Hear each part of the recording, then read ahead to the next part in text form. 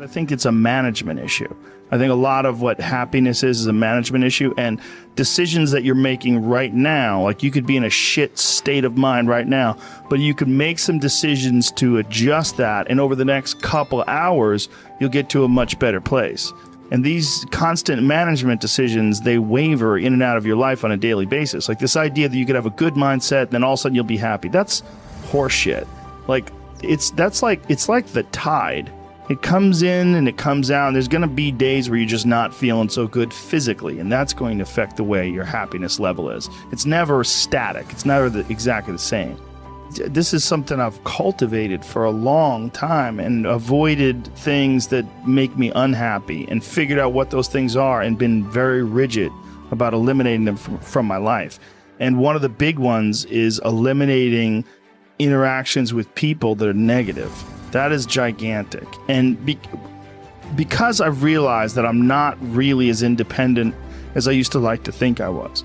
I used to like to think that my thought process was independent and that I don't give a fuck what anybody thinks.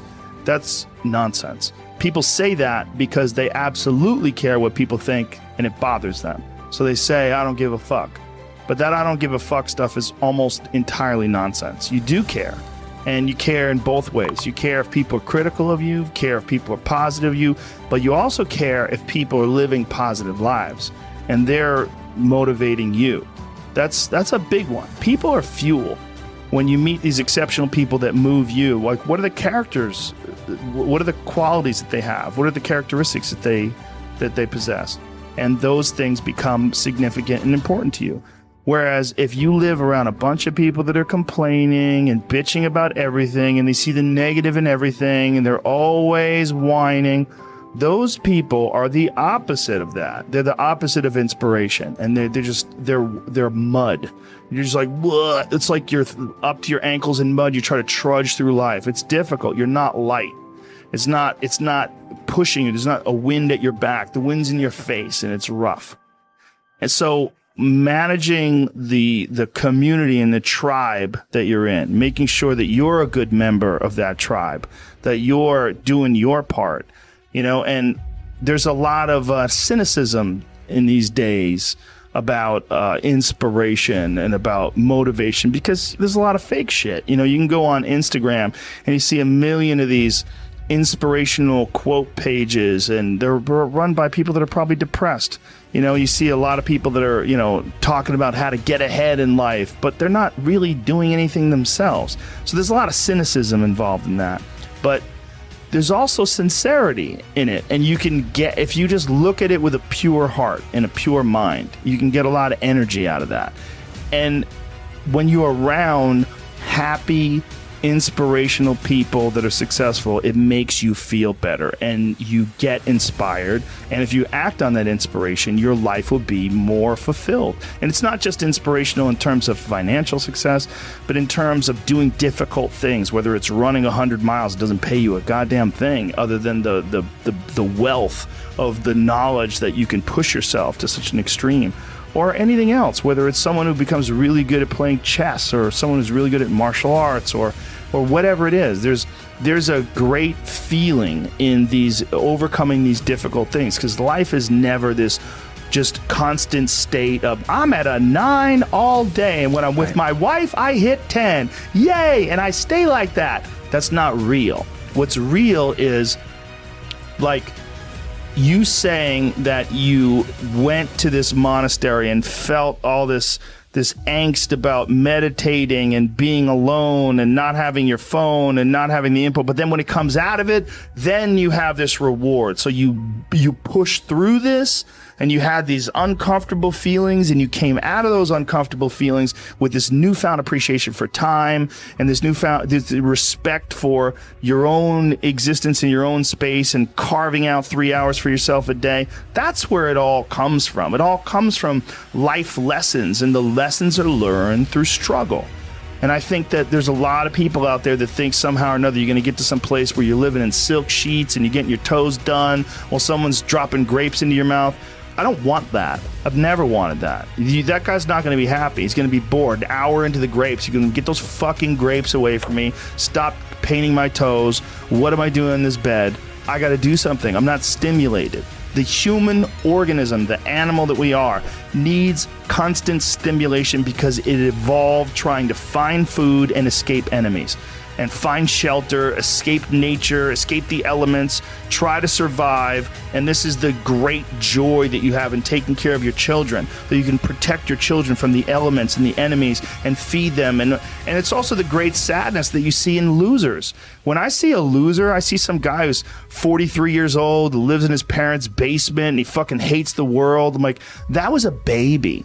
Man, this is a baby that somebody just gave shitty nutrients to, whether it's nutrients in the forms of food or in the form of thoughts and ideas and examples. And this kid developed these horrible, self-defeating patterns of behavior that have led them to this point.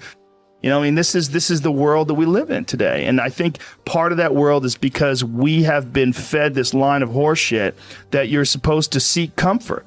And I don't think you are. I think you're supposed to seek lessons, and you're supposed to seek difficult tasks and accomplishments. And through those things, and through doing things that are hard to do, even if it's just a fucking 90-minute hot yoga class.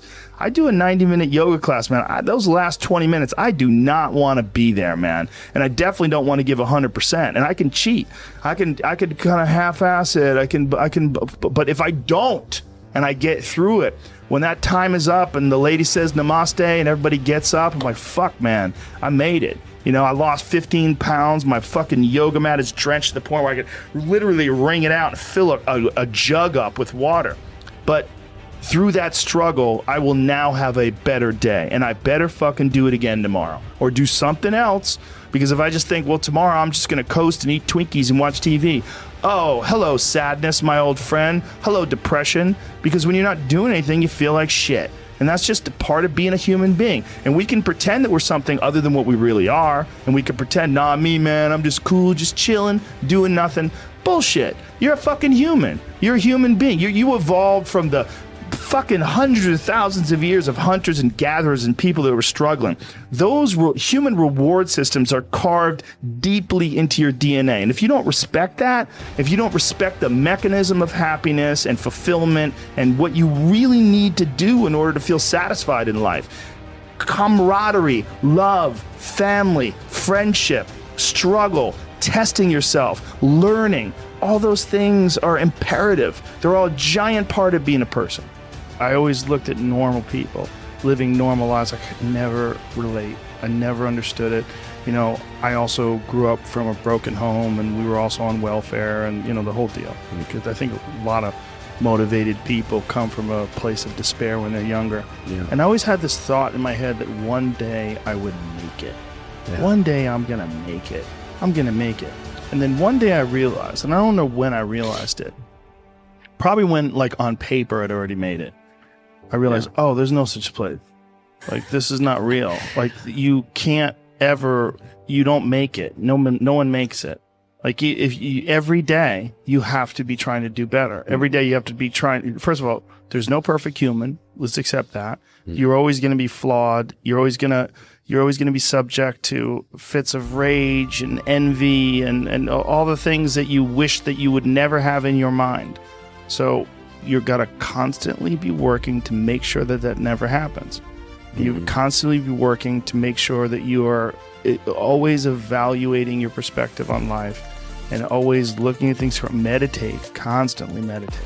Make sure that you approach life with a learned perspective. Like, you're a better person than you were the day before, and whatever you're trying to do, whether it's fighting or whether you have an art form that you practice, whatever it is that you're doing, you're trying to do better every day. And you never, even if you accomplish some, like when, you know, you accomplish some amazing work of art, that's just that day. The next day you got to go back to work. Like if you have a world championship fight and you've trained for 8 weeks and you win by knockout and it's a spectacular result and you're very happy with the result, you got a day or two to relax.